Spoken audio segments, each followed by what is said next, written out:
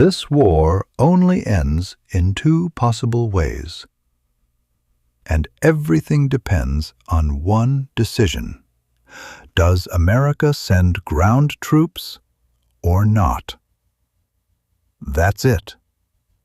That's the entire game. Let's start with scenario 1. No ground invasion. America keeps the war in the air. Bombers, missiles, precision strikes. And in the beginning, it looks like dominance. Targets get hit. Facilities get destroyed. Headlines say America is winning. But here's the problem.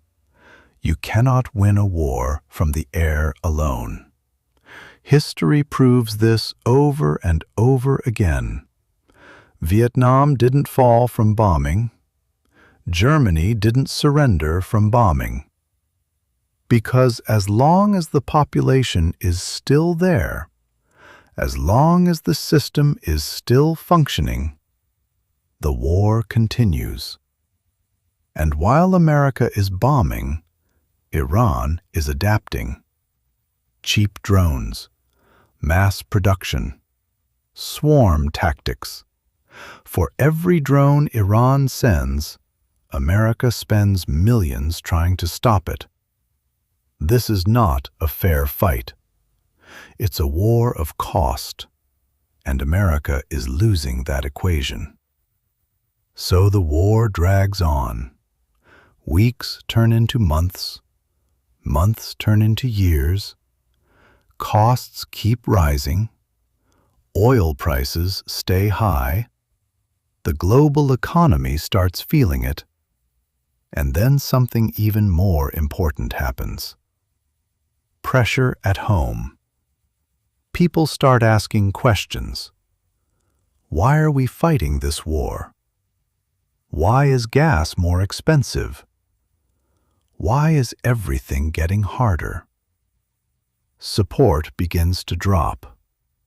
And when support drops, the war becomes unsustainable. So eventually, America looks for a way out. Not a defeat, not officially. A story, a narrative. They go on television and say, "We achieved our objectives. We weakened the enemy. We are bringing our troops home." And just like that, America leaves. But here's the reality. Iran is still standing. Iran is stronger than before. And for the first time in decades, it becomes a true regional power. And America? It doesn't collapse, but it retreats. It steps back from the Middle East. And that changes everything.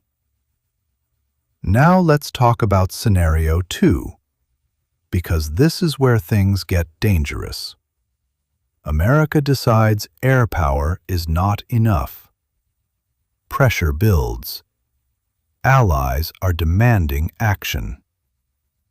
And then, ground troops go in. This is the moment Iran has been preparing for over 25 years. Not days, not months, decades. Mountains turned into fortresses, underground bases, hidden supply networks, and more importantly, a population that sees this as survival. This is not Iraq. This is not Afghanistan. This is a country ready for exactly this scenario. And once ground troops go in, the war doesn't stay contained. It spreads. The entire region starts moving. Different fronts open. Supply lines get threatened.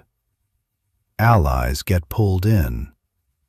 Suddenly, America is not fighting one war, it's fighting multiple wars at the same time.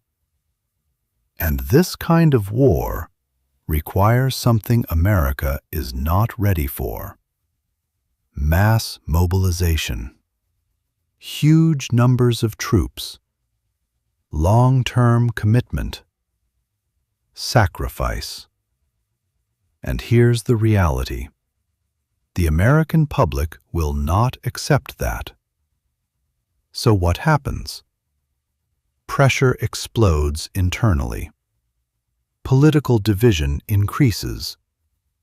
Protests grow. Confidence collapses. And at the same time, the financial cost becomes unbearable. This is not just a loss. This is a breaking point, an empire-level crisis. So now the question becomes simple: which scenario happens? And the answer is this: no ground invasion, because the cost is too high, the risk is too great, and the consequences are too dangerous. So America will do what empires always do. It will declare victory and walk away. And when it does, the world order changes forever.